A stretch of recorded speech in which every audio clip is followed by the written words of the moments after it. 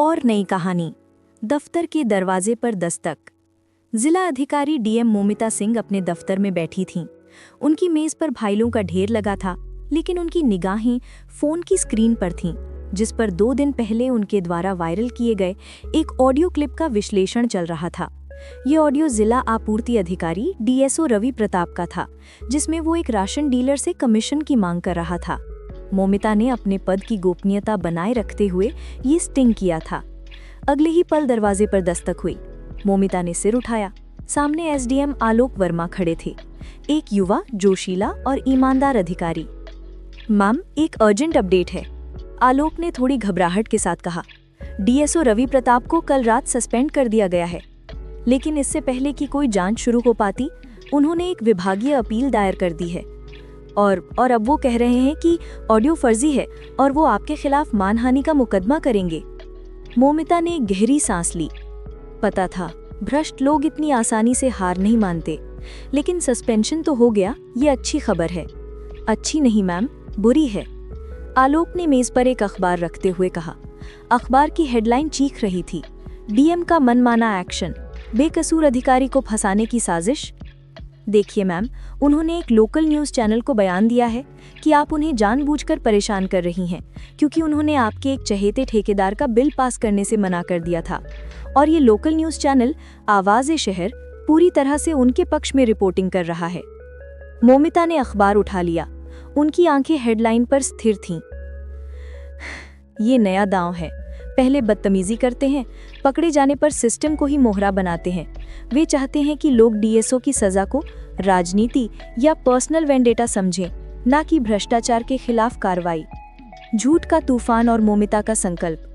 अगले 2 दिनों तक झूठ का तूफान पूरे जिले में फैल गया। डीएसओ रवि प्रताप हर मीडिया चैनल पर आकर भावुक नाटक कर रहे थे। उन्होंने अपनी वृद्ध मां और छोटे बच्चों का हवाला देकर जनता की सहानुभूति बटोरनी शुरू कर दी।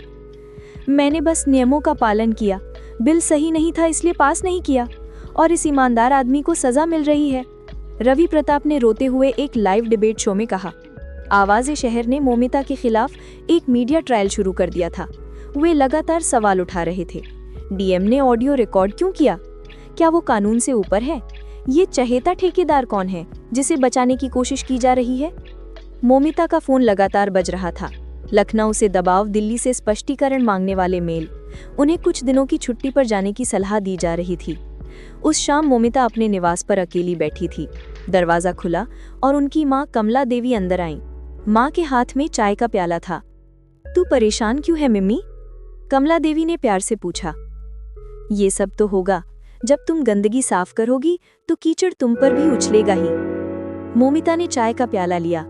माँ, ये लोग मेरे काम पर नहीं, मेरी नीयत पर हमला कर रही हैं। जिस चहेते ठेकेदार की बात कर रही हैं, ऐसा कोई है ही नहीं। उन्होंने एक झूठा नैरेटिव बना दिया है। कमला देवी मोमिता के पास बैठ गईं। तुम्हारे पिता, दिवंगत आईएएस अफसर, हमेशा कहते थे, बेटी, सच्चाई बारूद नहीं है जो एक झटके में फट जाए, सच्चाई पत्थर की लकीर है जो धीरे धीरे बनती है। मुझे पता है माँ, लेकिन ये झूठ तेज रफ्तार से भाग रहा है। मुझे इसे रोकना होगा, वरना मेरी सारी मेहनत बेकार हो जाएगी। सच का काउंटर अटैक, एक नया स्टिंग। मोमिता समझ गईं कि एक ऑडियो क्लिप का जवाब सिर्फ सस्पेंशन नहीं हो सकता। उन्हें डीएसओ के झूठ को काटने के लिए एक ऐसी कहानी चाहिए थी जो जनता के दिल तक पहुंचे। सच का काउंटर अटैक, एक नया स्टिंग। अगली सुबह मोमिता ने अपने भरोसेमंद एसडीएम आलोक को बुलाया। आलोक, चहेती ठेकेदार वाली बात पर ध्यान दो। रवि प्रताप ने जिसे बचाने के लिए मेरा नाम इस्तेमाल किया, हम उसी हथियार से उसे मारेंगे। मैम, वो तो झूठ है। झूठ नहीं है। रवि प्रताप ने जिस अवैध बिल को पास न करने का नाटक किया था, वो दरअसल जन कल्याण सेवा समिति का था। ये समिति वृद्ध असहाय लोगों के लिए सरकारी राशन की होम डिलीवरी करती है। उन्होंने बस इसलिए बिल रोका था क्योंकि समिति ने उन्हें कमीशन नहीं दिया था। मोमिता ने फाइल खोली। हम एक नया स्टिंग करेंगे, लेकिन इस बार शिकार रवि प्रताप नहीं होगा। शाम को मोमिता भेस बदलकर एक गरीब वृद्ध महिला का रूप लेकर भीमराव कॉलोनी की उसी जन कल्याण सेवा समिति के दफ्तर पहुंची, जिसे रवि प्रताप ने परेशान किया था। समिति के मुखिया रमेश पहले तो डीएम को पहचान नहीं पाए, लेकिन जब उन्हें सच्चाई पता चली तो वो डर गए। मैडम, आप? डीएसओ साहब ने हमें धमकी दी है कि अगर हमने उनके खिलाफ कुछ भी कहा तो वो हमारा लाइसेंस रद्द करवा देंगे और हम पर सरकारी धन की चोरी का मुकदमा कर देंगे। डरिए मत रमेश जी, बस मेरी मदद कीजिए। क्या आप मुझे बता सकते हैं कि रवि प्रताप को रिश्वत न देने पर आपका बिल पास क्यों नहीं हुआ? रमेश ने कांपते हाथों से एक कागज दिखाया। वो उस बिल की कॉपी थी। मोमिता ने तुरंत उस बिल और रमेश के साथ अपनी बातचीत का गुप्त वीडियो रिकॉर्ड कर लिया। रमेश ने स्पष्ट बताया कि डीएसओ ने कमीशन न देने पर बिल रोकने की धमकी दी थी, जिससे बूढ़े लोगों का राशन अटक गया। मीडिया ट्रायल का उलटफेर। अगले दिन मोमिता ने अपनी सारी टीम बुलाई। हम आवाज़े शहर या किसी बड़े चैनल के पास नहीं जाएंगे, वो एक कहानी बनाते हैं, हम कहानी सीधे जनता को दिखाएंगे। मोमिता ने आलोक के साथ मिलकर एक सोशल मीडिया लाइव इवेंट की योजना बनाई। शाम 7 बजे मोमिता सिंह अपने दफ्तर से सीधी लाइव आईं। वो कोई भाषण नहीं दे रही थी, वो चुपचाप दृढ़ता से स्क्रीन पर रमेश के द्वारा बनाए गए वीडियो को चलाने लगी। वीडियो में रमेश साफ साफ बता रहे थे कि डीएसओ ने कमीशन न देने पर बूढ़े और कमजोर लोगों का राशन रोका। रमेश ने दिखाया कि बिल रोकने से कैसे 100 से अधिक परिवारों को 2 सप्ताह से राशन नहीं मिला है। आखिर में मोमिता का पहला ऑडियो और ये नया वीडियो एक साथ स्क्रीन पर चलते थे। लाइव के अंत में मोमिता ने सिर्फ 2 सवाल किए। एक अधिकारी जो वृद्ध और बेसहारा लोगों का राशन रोकता है, क्या वो ईमानदार है?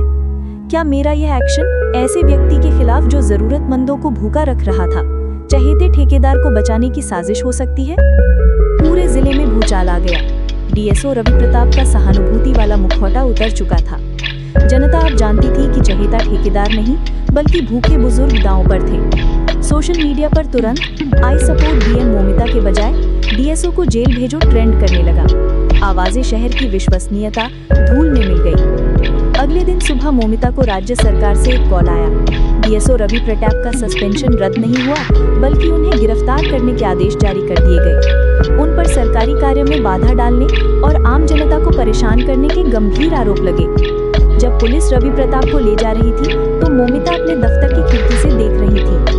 उनका चेहरा शांत था लेकिन आंखें कह रही थी, ईमानदारी एक हथियार है जो झूठ के सबसे बड़े तूफान को भी रोक सकता है। डीएम मोमिता सिंह ने दिखा दिया कि व्यवस्था में बदलाव लाने के लिए सिर्फ ईमानदारी ही नहीं बल्कि रणनीति और साहस भी चाहिए।